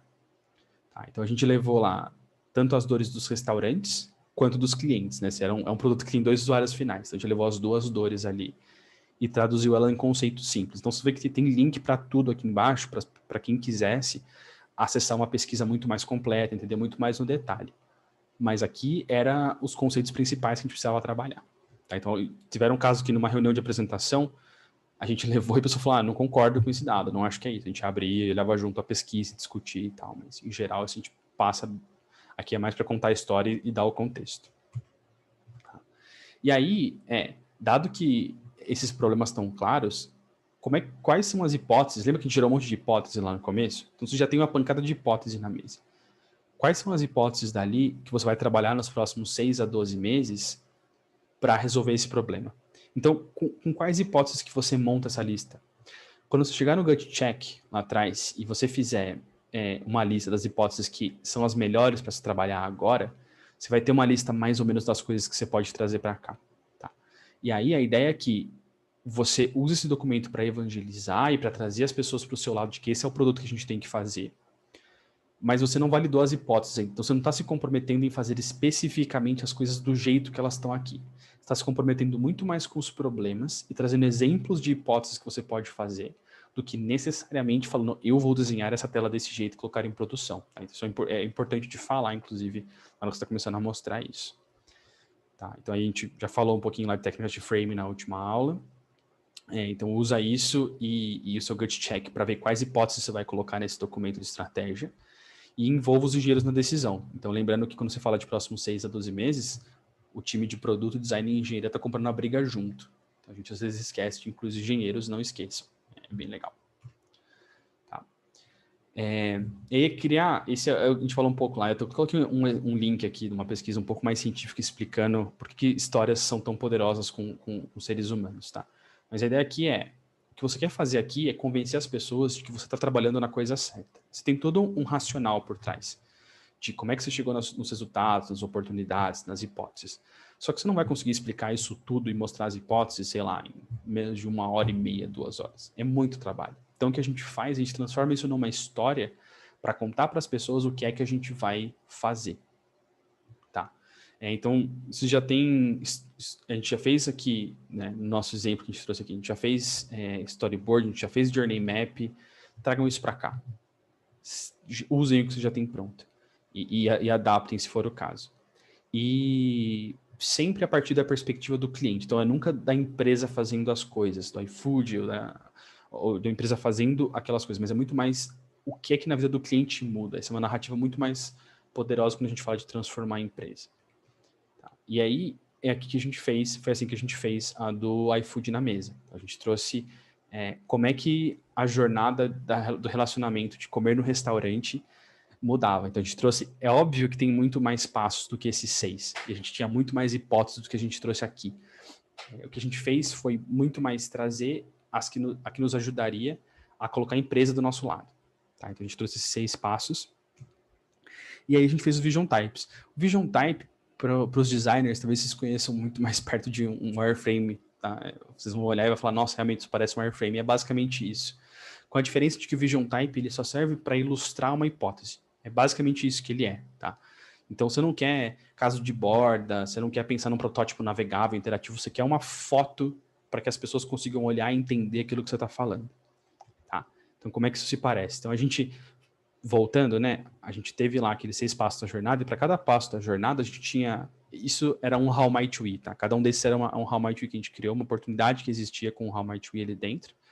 E aí a gente pegou as hipóteses de cada uma delas e foi traduzindo em Vision Type. Então, Vision Type é isso aqui, né? Esse protótipo de baixa/intermediária fidelidade que mostra o que a gente quer fazer. Então, a gente falou, beleza, a gente quer mostrar um jeito novo de descobrir os restaurantes, a gente quer um acompanhamento de pedido muito melhor, a gente quer que as pessoas possam fazer por um totem, que é um negócio que está rodando hoje na rua, a gente já tem totens do iFood já. A gente quer unificar a operação, então agora o delivery e o na mesa estão no mesmo plataforma, então você pode unificar. Então aí a gente vai usando esses Vision Types muito mais para contar a história, para as pessoas conseguirem colocar na cabeça aonde é que a gente quer levar esse produto, do que para qualquer outra coisa, tá? O fluxo não precisa estar perfeito, os detalhes não precisam estar perfeitos, é muito mais uma foto mesmo. Beleza? E aí, beleza, você tem esse documento lindo criado, você está muito confiante de que esse é o caminho que o produto tem que ir, como é que você faz a partir de agora? Então, essa é a hora de colocar a apresentação embaixo do braço, bater nas portas das pessoas. Chegar na liderança executiva e falar, olha, a gente quer mostrar para onde a gente vai no próximo ciclo. Chegar nos pares, então tem áreas que dependem de você. Então, vamos voltar no nosso exemplo aqui do iFood na mesa. A gente não estava em isolamento, né? Tinha muitas outras áreas de marketing, de comercial, que se importam com esse produto e que tem coisas para trazer para a mesa. Então, o que a gente fez? A gente levou e apresentou para essas áreas e falou, e aí, faz sentido para o iFood? Faz sentido para a gente isso? Então, a nossa regrinha aqui de ouro essa apresentação tem que ser feita em 25 minutos, ela tem que ser muito rápida, porque geralmente o resto é para discussão. Se você marca 1 hora de apresentação e apresenta em 50 minutos, os últimos 10 minutos ficam para algumas perguntas simples e meio que você não consegue aprovar, nem discutir em profundidade, nada importante, porque 10 minutos é muito pouco. Então, geralmente, deixem a maior parte desse tempo para discussão, tá? Tirem rápido da frente essas coisas. E aí é importante o segundo ponto ali, ensaiem a apresentação e dominem o conteúdo, vocês vão fazer isso várias vezes. Para os PMs, isso aqui é exercer o papel de CEO do produto, né, daquele pedaço do produto ali. Vocês vão exercer e vão fazer isso aqui bastante. É importante que esteja bem familiar com o material. E aí, quando as discussões começarem, vão sair perguntas do tipo assim, tá bom, mas qual é o impacto que tem financeiro para a gente fazer isso? Aí você vai puxar a planilha que você fez lá quando você estava fazendo o Discovery Frame e falar, tá aqui, é por isso que a gente está focando nisso. Mas eu não acho que os clientes querem isso. Aí você puxa a pesquisa que você fez lá na descoberta de oportunidades e fala assim, olha, a gente fez uma pesquisa quant que mostra que os clientes querem isso. Então aí com esses materiais complementares você vai trazendo as respostas. E aí vocês vão chegar em perguntas para as quais vocês não têm a resposta. E aí vai valer a pena voltar, inclusive, e refazer um pedacinho do Discovery para entender aquilo. Tá? E aí é o bônus, que uma coisa que a gente aprendeu um pouco de surpresa, que essa evangelização funciona à distância também. Então, esse documento em específico, ele tomou vida. E até hoje, eu não sei na mão de quem isso passou, mas toda semana eu descubro uma pessoa nova que viu isso e que levou isso para discutir. Então, é importante que esse material esteja bem completo, e aí, no nosso caso, a gente usa o Google Drive, e ele esteja acessível para a empresa inteira. Então, a gente abriu para acesso por link, e esse link começou a tomar vida e chegar em vários lugares. Então, meio que ele faz um pouco do trabalho de evangelização que o PM tem que fazer, só que sem o PM estar apresentando nada. Então, é bem legal. Aí coloquem todos os links para pesquisa, materiais complementares dentro da apresentação também, para quem não estiver falando com vocês poder acessar. Deixa o link fácil de acessar para qualquer um, e aí deixa o negócio tomar vida. Vocês vão ver que, vocês vão se surpreender com quanto, como eu me surpreendi, com quanto um documento desse pode rodar a empresa. Tá? E o nosso último ponto da aula de hoje, que é rotina e time, e que eu vou falar um pouquinho da parte mais prática de processo de discovery contínuo, tá? Então a gente falou bastante nessas 2 aulas de vários pedaços desse processo. Agora eu vou trazer para vocês um framework mais prático de como é que vocês fazem isso aqui no dia a dia. Quando você sentar na segunda-feira de manhã com PM, designer, engenheiro, para falar como a gente vai trabalhar, isso aqui pode ajudar, tá? Então vamos pensar que existem 4 grandes grupos de coisas aqui, tá? A gente tem o backlog de hipóteses, que é onde estão todas as hipóteses que a gente tem para validar. Então, a gente fez o nosso processo de discovery, encontrou as oportunidades, gerou as hipóteses, elas montam um backlog de hipótese. A gente tem o ciclo de validação, que é onde a gente vai validar as hipóteses com os protótipos que a gente viu. Então, desde fazer um high fidelity prototype, até fazer um data prototype, até fazer uma survey, por exemplo. Uma vez que a gente validou isso, tem 2 caminhos para essa hipótese. Ou ela vai para a fila de delivery, e aí a gente vai desenvolver isso e colocar em produção, ou ela vai para o cemitério porque ela é uma hipótese que falhou. Por algum motivo a gente não quer desenvolver aquilo. Tá? Então, o que é o backlog de hipóteses? Então, a gente tem lá, como eu mostrei para vocês, aí a maneira visual que isso foi aquele roadmapzinho que eu mostrei, que tinha as oportunidades com as hipóteses ali dentro.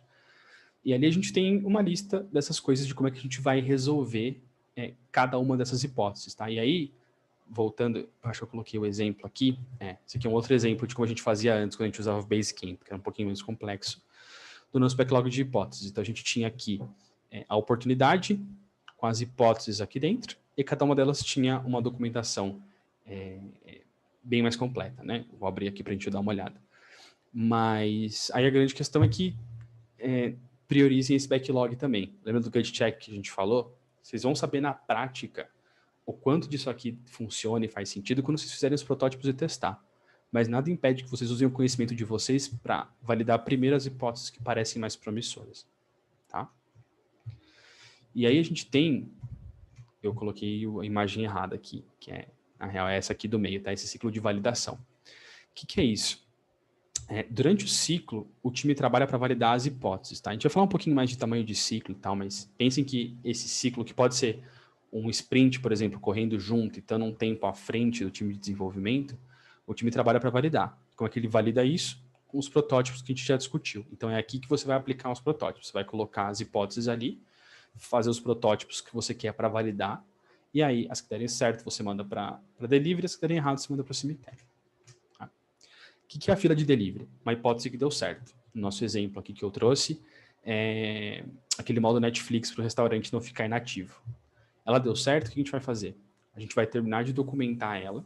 Então, aí a gente tem o nosso, para quem está um pouco mais familiarizado com o Scrum, nosso definition of ready, né? O que precisa estar pronto numa hipótese que aí, quando ela passa para delivery, em muitos lugares ela começa a chamar uma história, né? Para essa hipótese que agora chama história, que está na fila de delivery, ser desenvolvida. Então, a gente precisa ajeitar as telas no Figma porque não estão bem documentadas. A gente precisa fazer um refinement técnico. Então, tem algumas coisas, mas esse é o que tem que acontecer quando a gente passa para essa fila de delivery. Tem que ir para o backlog de desenvolvimento do time. E nesse momento, por exemplo, se torna uma coisa que a gente geralmente chama de história. Tá? E aí, aqui que a gente vai chegar em ter isso aqui mais pronto. Então, aí tem link para o Figma, tem uma série de coisas que a gente vai precisar ter. Tá? E o cemitério é para onde as hipóteses que a gente fez um discovery, a gente fez um protótipo e falou, não é isso que a gente quer fazer, a gente encontrou um problema que a gente não vai desenvolver aqui. É aqui que a gente vai jogar essas coisas. Então, é importante lembrar de não simplesmente jogar fora, tá?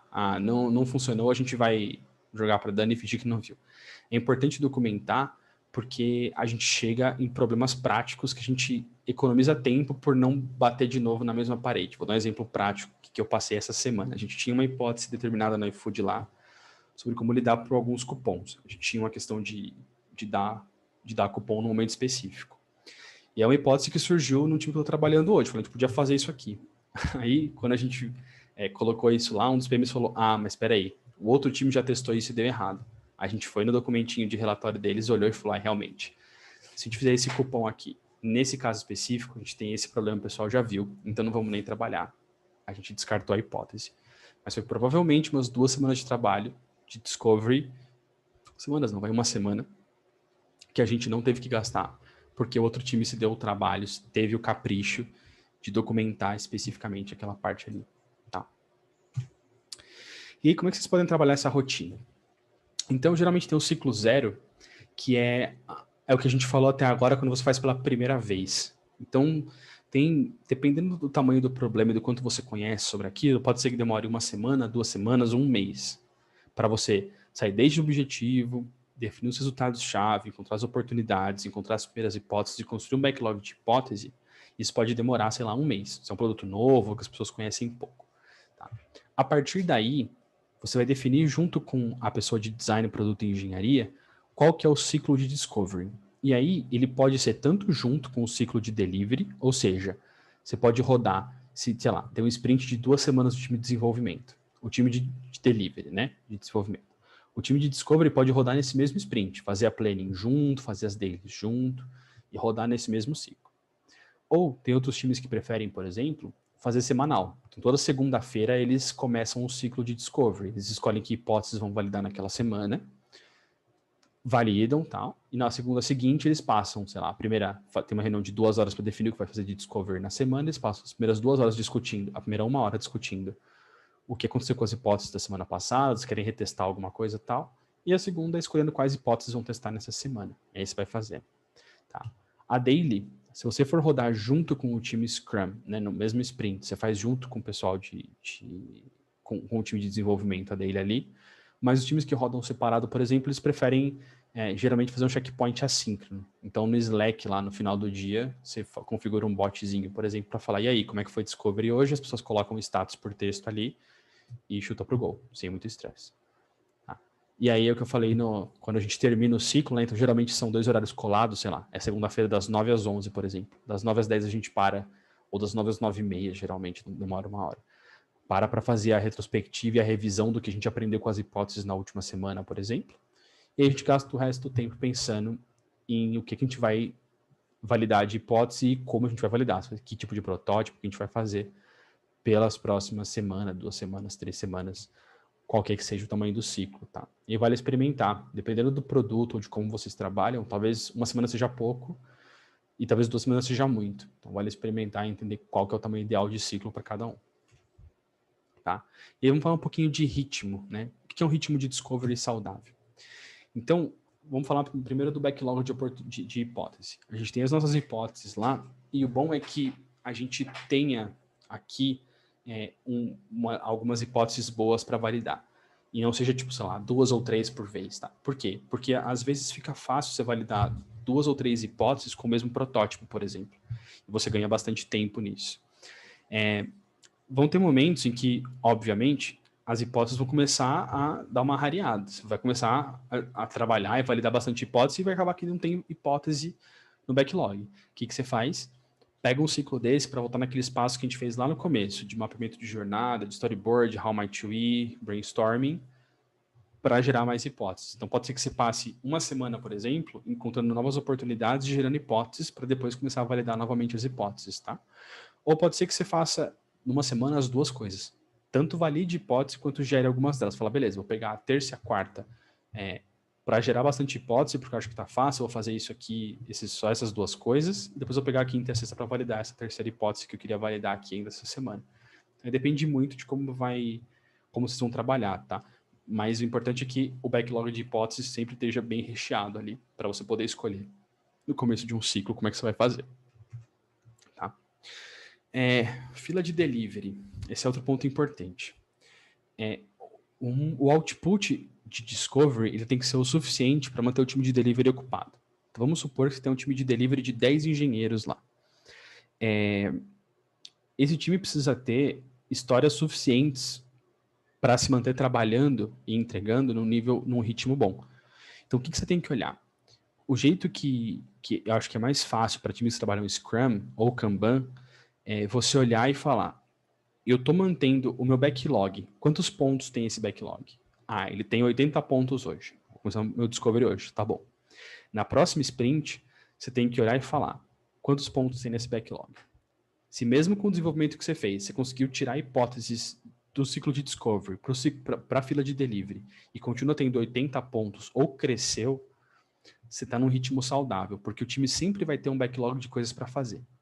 Se esse número começar a cair consistentemente, você olha numa sprint, está 70, você olha na outra, está 60, na outra está 50, vai chegar um ponto em que o time de delivery não vai ter mais backlog para puxar. Então esse é um ponto de atenção. É aí que você tem que olhar e das duas uma. Ou tira esforço de desenvolvimento, porque o time de discovery não está conseguindo validar o suficiente e colocar para delivery, ou você aumenta o esforço de delivery, traz mais um designer para poder validar mais hipóteses, traz mais uma pessoa de produto para poder ajudar a gerar mais hipóteses, validar de outros jeitos. Tá? Então, acho que essa é a métrica legal para você olhar. Assim, o time tem que ter um backlog de um tamanho fixo. Né? Se está crescendo muito, 80, 90, 100, você vai ter um backlog tão grande que o time não vai conseguir desenvolver. E se ele está caindo muito, eventualmente vai zerar. Então, o ideal é que você mantenha um número fixo ali, e a cada planning você pode olhar e acompanhar o tamanho desse backlog, né? Se ele está sempre com um tamanho saudável ali. E aí, para cada time, esse número vai variar, mas o que se ouve bastante discutir na indústria é ter pelo menos 2 sprints à frente, né? O que isso quer dizer? Se o time mata 40 pontos por sprint, tem um backlog com tamanho de 80 pontos. Então, você vai variar um pouquinho para mais, um pouquinho para menos, mas manter sempre por aí. Beleza? E aí, quando a gente fala de cemitério, é a gente validar e mandar para o cemitério. E aí fica uma dica que é, se tudo que a gente valida vai para a fila de delivery, a gente está com algum desvio. Pode ser que em alguns momentos isso seja normal, porque a gente está num momento que a gente sabe exatamente o que tem que fazer, a gente encontrou um super nicho aqui, a gente entendeu o que tem que fazer, está bem claro. Mas se isso acontece muito durante muito tempo, a gente não tem hipótese que a gente joga fora, a gente talvez precise repensar o desafio ou o modo de trabalho. Ou a gente está muito enviesado pelos nossos processos para sempre validar positivamente as hipóteses, ou a gente está com um desafio que a gente pode aumentar um pouco ele para se forçar a ser mais inovador e errar mais. Tá? Mas acho que se tem poucas coisas indo para o cemitério ali, talvez tenha uma questão para a gente trabalhar. E aí, falar um pouquinho da importância do refinement. Então, essa é a hipótese que sai de desenvolvimento e vira uma história, né? E o refinement é o momento que a gente senta com o time para falar, olha, a gente validou essa hipótese, a gente tem esses figmas, esses entregáveis que mostram como a gente quer desenvolver isso, e aí? E é nesse momento que você vai falar, quantos pontos isso aqui traz? Tá bom, a gente já fez teoricamente já fez uma validação técnica, né? Um protótipo de feasibility, se a gente tinha alguma dúvida grande. Precisamos fazer mais alguma coisa? Tem algo que a gente tem que explorar aqui ainda? O protótipo que a gente fez, dá para implementar dessa maneira? A gente tem que tirar uma coisa ou tirar outra aqui para poder implementar. Então é importante que esse refinement seja bem feitinho no final ali, tá? Para que essa tradução, né, de uma hipótese validada para uma história que entra em desenvolvimento não tenha ruído, tá? É uma cerimônia bem importante entre o time que faz o discovery, que geralmente é o PM, o designer e uma pessoa de engenharia, e o resto do time de engenharia que vai desenvolver isso.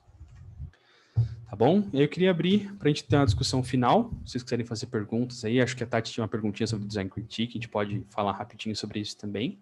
E eu trago depois nas aulas de design, eu trago um pouquinho mais aprofundado. E se vocês tiverem mais alguma dúvida, quiserem fazer perguntas, acho que eu falei sem parar por quase 2 horas aqui. Então podemos inverter um pouquinho a dinâmica, vocês abrem o microfone para trazer o que vocês acharam aí, quais ficam as dúvidas.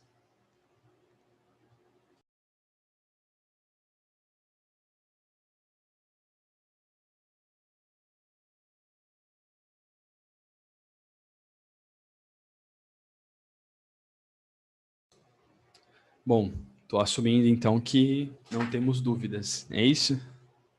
Bom, a Isabela mandou um monte mesmo durante aí, a Tati falou que não tem dúvida. Tá bom. Tati, vamos fazer o seguinte. Boa, Isabela. Sobre Design Critique especificamente, a gente vai ter a aula de microinterações, ciência na semana que vem, na outra, se não me engano, a Flávia pode me corrigir. E aí eu vou fazer umas perguntinhas sobre o que mais vocês querem saber e eu trago naquela trilha, tá bom? Pode ser que acho que para ficar um pouquinho mais organizado os conteúdos, mas o meu e-mail tá no convite. Então, Tati, se você quiser mandar um e-mail para a gente conversar sobre isso já, para eu te mandar uns links para a gente conversar rapidinho sobre como é que tá rolando, eu te explicar um pouco mais, fica à vontade, tá? Tá lá no convite, é só pegar lá, é mateus.pinheiro@rei.com. Obrigada, Matheus. Eu fiquei mais quietinha hoje aqui na aula, mas eu vi que foi ótimo, fui acompanhando as interações no chat do pessoal. Obrigada, foi super bacana. Semana que vem a gente tem mais, né? Semana que vem com você? Ou semana que vem não? Eu acho que agora é só na outra. Não, a gente vai pular semana que vem e depois na outra, é verdade. Tem acessibilidade semana que vem. Tem uma semana de folga nossa agora. Isso. Vocês vão me ver só daqui 2 semanas, tem uma folguinha, vocês então tá não enjoarem da minha cara. Fica tranquilo, a gente já está adorando essas aulas. E aí, se alguém tiver alguma dúvida, alguma coisa, quiser até concentrar em mim, pessoal, fica super à vontade também, que eu tenho falado bastante com o Matheus entre as aulas, então eu pergunto para ele, e aí a gente ou já responde ou ele traz para um próximo tema. Tá bom? Obrigada, Matheus. Obrigada, pessoal. Fechado? Boa noite. Valeu, gente. Até mais. Boa noite. Bom descanso.